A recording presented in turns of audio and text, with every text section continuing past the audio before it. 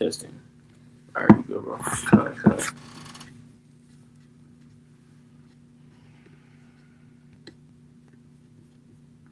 It's live. Oh, cut. Mhm. Shalom. Shalom. First and foremost, want to give all praises, honor, and glory due to Yahweh by Hashem Yahushai by Hashem Kakodash. That will honor to the elders and the apostles of Great Millstone that rule well. Peace and salutations to all the Akimat and the forefront teaching true sincerity.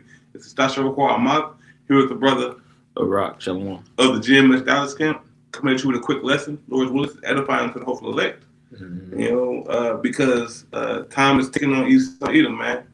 Holy hell is about to exude, and all these prophecies are about to be put in the forefront of everybody's mind, Mm-hmm. But Esau Edom is running on borrowed time. Mm-hmm. Can I get something for you? Michael Shah. This is Romans chapter 13 and verse 11 and 12. It says, "And that, knowing the time, that now it is high time to awake out of sleep, for now is our salvation nearer than when we believed." Nearer than when we believed, man, because we didn't know that it was going to come so quick, but the Most High sped up the times. Yep. All right, He sped up the times for the elect's sake. Mm-hmm. Abratazah, I'm a part of that. This brother's a part of that. And you brothers are out there on the highways and byways, sighing and crying, for all the abominations done in the midst thereof. Yep. Yep. So because Yahweh Shemel Shai is working a perfect work, all right? Mm-hmm. But Baruch Shai. Verse 12, it says, "The night is far spent, and the day is at hand. Let us therefore cast off the works of darkness, and let us put on the armor of light." Yeah, let us step out of this world, because this world is darkness, all right? And let us clothe ourselves with the garments from Yahweh Shemel Shai, Mm-hmm. Baruch Shai. Yep. I just want to get that for you, because like you're saying, like it says in Isaiah 55, seek the Lord while he is near, So there's a sense of urgency. You don't got all damn day to come to Yahweh Shem Yahushai and repent. You don't. And as you're going into 2026, we see them. Everything's lining up.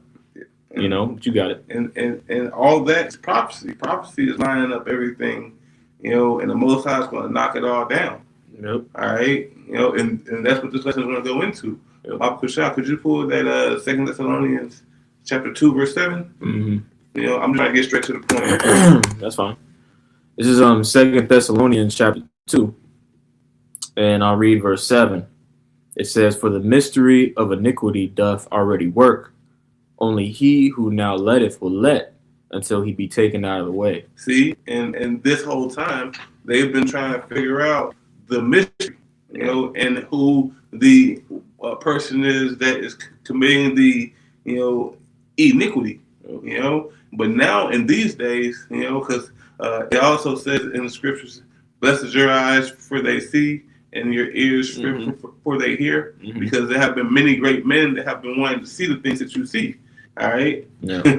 Because now we see the mystery of iniquity, and it's only in these times that all this can come together. Yep. All right, but Yep. And this goes into the article that you finna touch on too, because I'm gonna read it again. It says, "For the mystery of iniquity doth already work, and he who now letteth will let until he be taken out of the way." And that's what the other nations are finding out. Like when we go into this article about Babylon the Great seizing this tanker, Babylon, they're not gonna stop. The U.S. is not gonna stop, man. They're Esau's he's insatiable. So they're gonna continue to destroy the planet Earth. They're gonna continue to take everybody's resources. All right, and then ultimately they're gonna roll out the MOTB, which is the checkmate for Esau. You got it. But yeah, and with that said, you can continue reading on that. That's 2 and 7. This is 2 Thessalonians chapter 2 verse 8. It says, "And then shall that wicked be revealed, See, whom the Lord shall consume with the spirit of his mouth, and shall destroy with the brightness of his coming. And that wicked being revealed is Esau Edom, as the brother touched in on. Because because Yahweh Shemi Shai is about to work a perfect work, man. He's about to show you who he is, show you what he does, show you exactly, why, in scriptures, break them down properly, because he's doing this step by step. Yep. All right, and this is beautiful to look upon, to those that are in the now. All right, but those that aren't in the now, they're gonna look at what we see as being a dreadful thing. Like, oh my God, why would this happen? But how about Shemi Al-Shai, the God that you thought that you were calling upon, which is Al-Shai, the mighty demon-like power that's going to come down and break all these people's realities. All right, they're going to see him for as he is, which is how about Shemi Al-Shai. Yeah. But continue. You got it. This is 2 Thessalonians chapter 2 and verse 8. It says, "Then shall that wicked be revealed, whom the Lord shall consume with the spirit of his mouth, and shall destroy with the brightness of his coming, even him whose coming is after the working of Satan with all powers and signs and lying wonders." Talking about Esau, and even like when this was written, Esau was he was behind the curtain in the form of Herod, his lineage, the Idumeans, Edom. All right, and now it's the same thing, but like the scriptures say, all this was going to be brought to the forefront. It also makes me think about the scripture where it talks about how their tongues are going to fall upon themselves. That's Psalm chapter 50, 50 I want to say 64.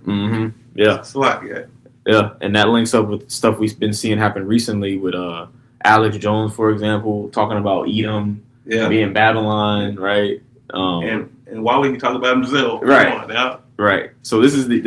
This is the part of the movie, like when you watch a mystery, a murder mystery or something. The plot twist. Right. and they let you know towards the end who's been committing all the crimes. Yeah. That's the part we're in right now. Just like the Prime Minister of Israel. He's blaming everything on Edom. Right. But not knowing that he's the chief seed of them. But you got it. You want to keep going on the 2 Thessalonians? Nah, you can pull that Revelations chapter 6. Okay, bet. 6 and 9, I perceive. Kind. This is Revelation chapter 6, and I'm going to read verse 9. All right, it says, the fifth seal, martyrs. It says, and when he had opened the fifth seal, I saw under the altar the souls of them that were slain for the word of Yahweh Shemi Al-Shai, and for the testimony which they held. And those were those ones that stood stiffly for Yahweh Shemi Al-Shai. Those are the ones that can stand. Yep. Everybody else can't stand. Yep. Everybody else has to bow down. All right. Like Meshach, Shadrach, and Abednego, the three holy children. Everybody else was bowing down. But they're the only ones standing. But they were the only ones that were worthy to go through. That plight. Yeah.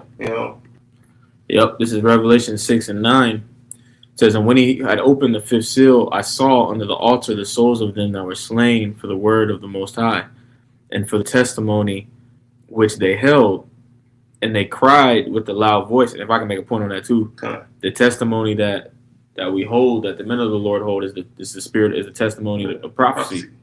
Which in today's times, that's interpreted as treason.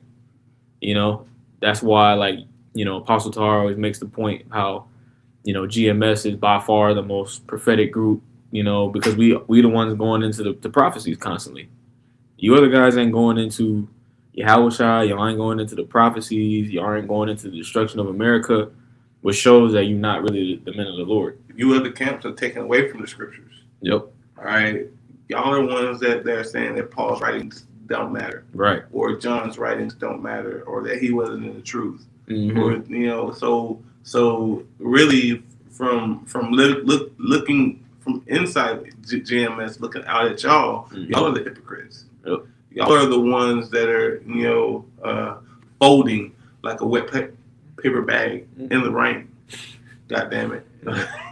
So the rain's coming. Yeah. Yep. Revelation 6:10, it says, "And they cried with a loud voice, saying, How long, O Lord, holy and true, dost thou not judge and avenge our blood on them that dwell on the earth?" And that's what here in the world, what the elect is crying for right now. Mm-hmm. We're crying for payback, because we have seen Esau, Edom, throughout decades, centuries, come down on our people, and kill and murder, mm-hmm. because this is a form of murder. This isn't a form of killing, even though we are in a spiritual war, mm-hmm. But Esau is using it, and he's taking it to the 10th power, Yep. But so all this is leading up to what the article that we're going to go into, because Esau Edom has used his propaganda, has used everything that he has had, to take away from Jake, Mm-hmm.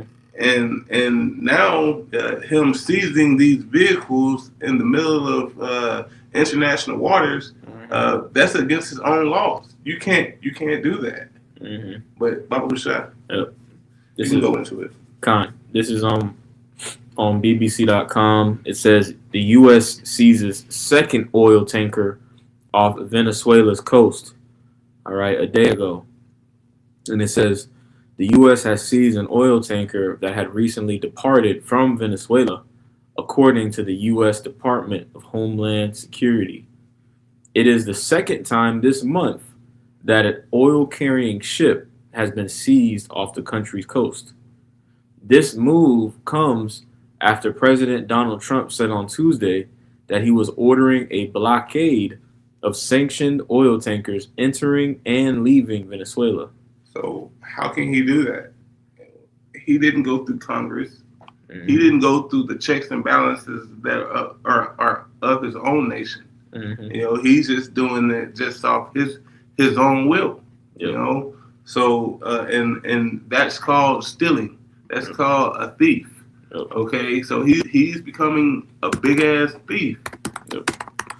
I got something real quick. You got it. This is Sirach chapter 10. My man. All right, and we're gonna get that because this is just straight up theft, like the brother said. This is just straight up niggatry, really. Yeah. Like when you watch what is it with Denzel when he's the drug dealer in Harlem. Dang. My man, you know what I'm talking about? Yeah. I forgot the name of the movie. Dang. It's crazy. It just slipped. But remember the first scene where the other dude comes in when he's in the restaurant. Yeah. And he's trying to basically extort him. Yeah. He said he want like 40%. That's the spirit of Babylon coming in, man. Y'all just think Babylon they're gonna do whatever the fuck they want to do, man. But y'all getting ready to find out. This is Sirach chapter 10, and I'm gonna start at verse 7 and 8. It says, "Pride is hateful before Yahweh Bashem Yahushai and man, and by both doth one commit iniquity. Because of unrighteous dealings, injuries, and riches got by deceit, the kingdom is translated from one people to another." And another thing that they're talking about with this, and I don't know if they're going to go into it, but the U.S. is contemplating whether or not they're going to sell the oil that they stole. You see what I'm saying? Yeah, and so, all right. So, what I know about oil, which is minute, but the oil over there in the Middle East, mm-hmm. that oil it's a lighter weight of oil. Mm-hmm. That's good for making gasoline. Mm-hmm. All right, that's good for making like petroleum-based products. Mm-hmm. Okay, the oil in Venezuela is dense, like it's heavy crude oil. Mm-hmm. All right, and crude oil that heavy is made to used to make roads to tar, Mhm. and to Yeah. and they can only use 60% of the oil to actually refine and make gas. So he's going to use that 200 million barrels, which now this is the second oil tanker, so he has 400 million barrels. Right. That's going to be used to keep gas prices low, and it's going to be used to do construction on all these roads. All right, then whatever's left over, the excess, he's going to use that to try to prop up America that much longer, which it's not going to last. Vain. Yep. It's Babylon shall not be healed. Yep. Babylon shall not be healed. Okay. So he's going to try to do that. But this is just hearsay and things that I see as a man. Yeah, but I'm gonna keep going. You got it. Right, it heats up. This article, it says Venezuela has described the latest move as theft and kidnapping. Woo! Right, because what were they two blowing up the boats? Yeah, they were blowing up the boats in international waters, which is really international event. That's they can't do that. That's against the law. Yep. That's against the maritime law. Yep. All right. Yep. It says Venezuela has described the latest U.S. move as theft and kidnapping. It has previously accused the Trump administration of trying to steal its resources. And in Genesis 3, it also, I want to say Genesis 3, it likens Cain unto a vagabond. Yeah, vagabond. And I want to say when you go into that word vagabond, it's basically you're a criminal. You're like you're a fucking criminal. Man. Yeah. And Esau is Cain through the spirit, through reincarnation. Can I get the definition of that word real quick? Go ahead. Just verification. Because you can link this with Habakkuk 2 as well. But vagabond, it says a person who wanders from place to place without a home or job. All right. It says, that's pretty much it. Person to place, travels from place to place. And Habakkuk 2 goes into that. Neither keep it at home. Right, neither keep it at home. Yeah, but yeah. And when you go into the history on America is moving under the Monroe Doctrine. The idea that they have permanent jurisdiction over the planet, yeah. And specifically the Western Hemisphere, so North, Central, and South America. So basically, they're claiming everything as theirs. Yep. No matter if it's on land or at sea. Yep. Yep. And those are the rules that they put in place back when. Yep. 10 decades ago. Right. But you got it. It says these acts will not go unpunished. Woo! A statement from the Venezuelan government said, adding that it intended to file a complaint with the UN Security Council and other multilateral agencies and governments of the world. Man, but I don't see nothing coming about it. Yep. Other than a slap on the wrist, because America, the petrodollar is still the number one currency in the world, and they still have that leeway. Because these Edomites have a sense of pride in that. All right? Yep. But you got it. I got some real quick because another thing about this too is they're assembling. The U.S. is assembling its navy, throughout the region, due to this. But this is Joel chapter 3 verse 9. It says, "Proclaim ye this among the Gentiles: prepare war, wake up the mighty men, let all the men of war draw near, let them come up." All right, and that's what's going to happen as Esau continues to Esau, on the planet Earth. The Lord is going to put the spirit on all the nations of the earth to fight back, to prepare war. You want to say something? Yeah, you can pull that other article going into Japan, because all this saber rattling is making countries that don't want or didn't want the gun. I'll say it like that. That didn't want the gun. Now asked to be a nuclear power. And that's Japan. You know. Yep, I got some. This is on bornthenews.com. It says North Korea warns Japan not to seek nukes, and this was 10 days ago.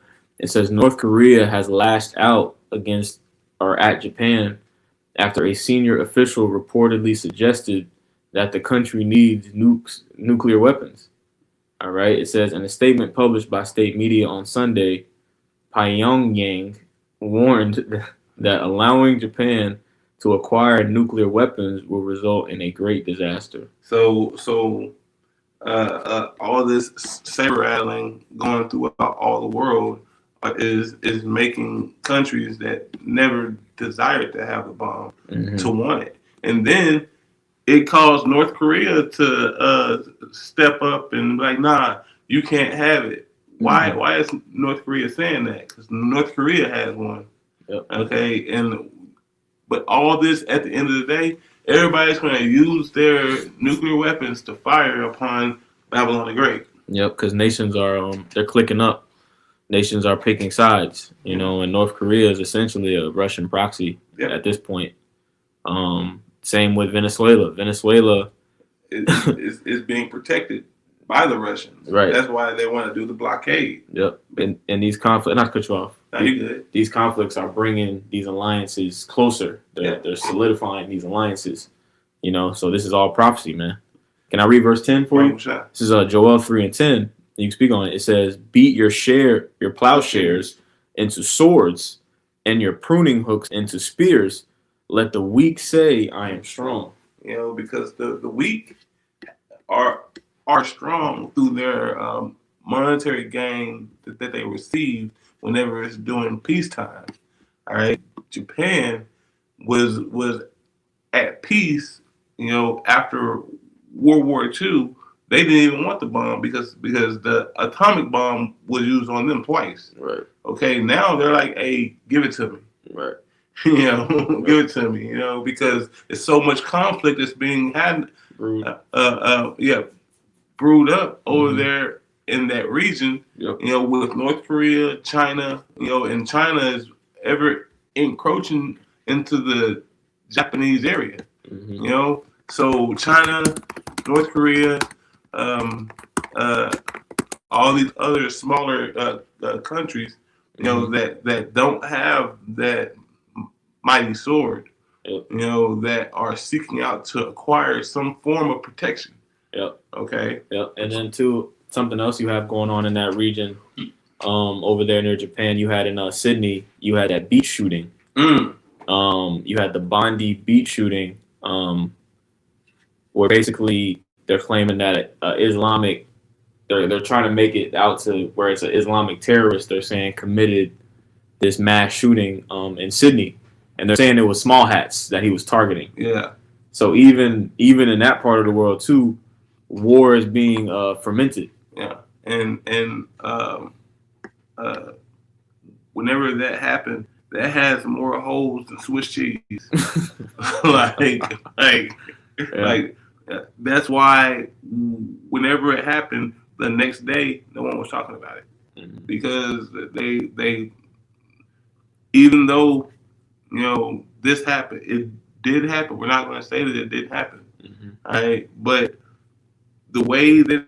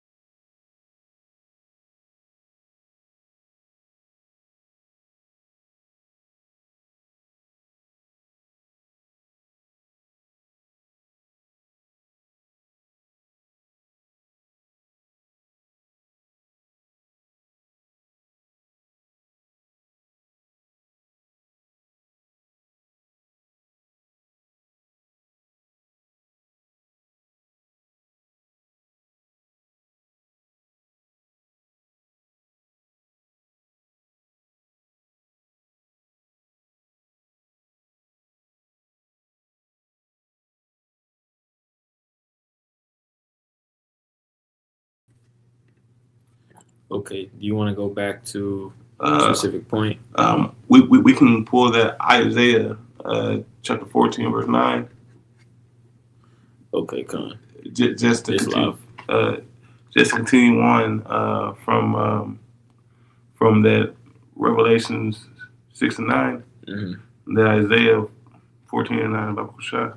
Con. This is Isaiah chapter 14 and verse 9. It says, "Hell from beneath is moved for thee to meet thee at thy coming." And this is going to Esau Edom, because of all the hell and all the bullshit that he has unleashed onto the planet Earth.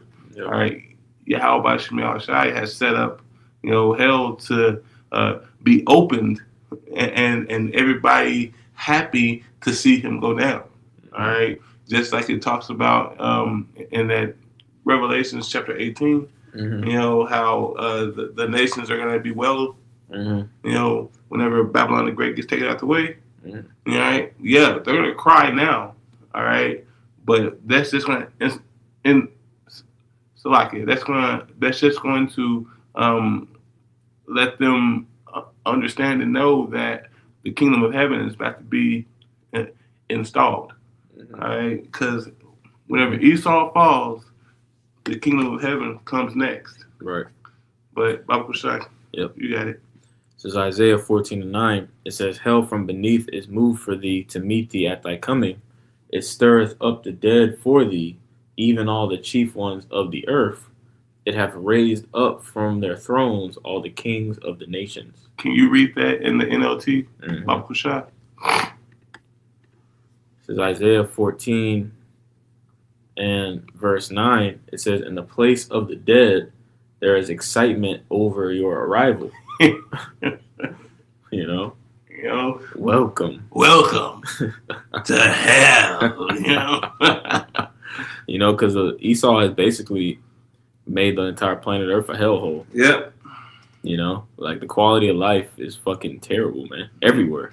This isn't living. This is surviving. Yep. You are surviving the Esau's project. And he gonna get a taste of it. Isaiah 14 and 9 says, "In the place of the dead, there is excitement over your arrival. The spirits of world leaders and mighty kings long dead stand up to see you." So all the leaders that you killed, Gaddafi, all like what was that dude? Iraq, Saddam Hussein. Yes, Saddam Hussein. Yeah, everybody's standing up like, "Come sit down. This is your spot." Yep. You got it. Verse 10. Yeah. It says, you want NLT still?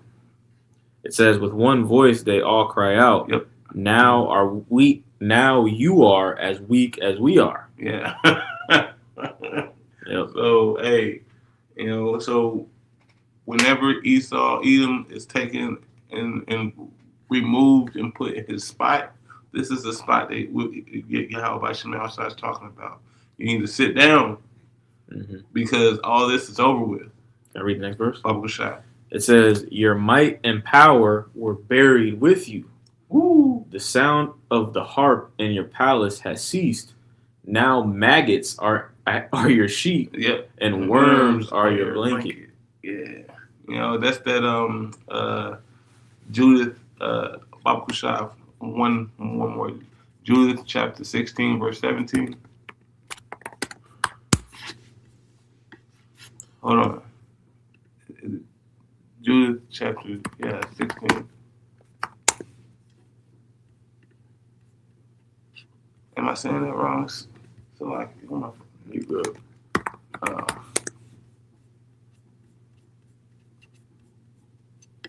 It's the book of Judith. I read it all the time. Yeah, it's right here. Okay. Judith chapter 16 and verse 17. It says, "Woe to the nations that rise up against my kindred. The Lord Almighty will take vengeance on them in the day of judgment, and putting fire and worms in their flesh, and they shall feel them and weep forever." And weep forever. So Yahweh Shemel Shai has set a specific time where Esau isn't going to reign. All right, and Esau is going to get put in a position to where he feels all the hell that he put on all the nations, but specifically on the nation of Israel, which consists of you so-called Negroes, Latinos, and Native Americans of Negroid descent. But you got it. I didn't have anything else. All right, so Tawada for listening. Salakia for the technical difficulties. You know we on Esau's bandwidth. Hey, with that, I want to give all praises, honor, and glory due to Yahweh, by Hashem, Yahushai, by Hashem, Kakodash, Shalom, and Shalom. Shalom.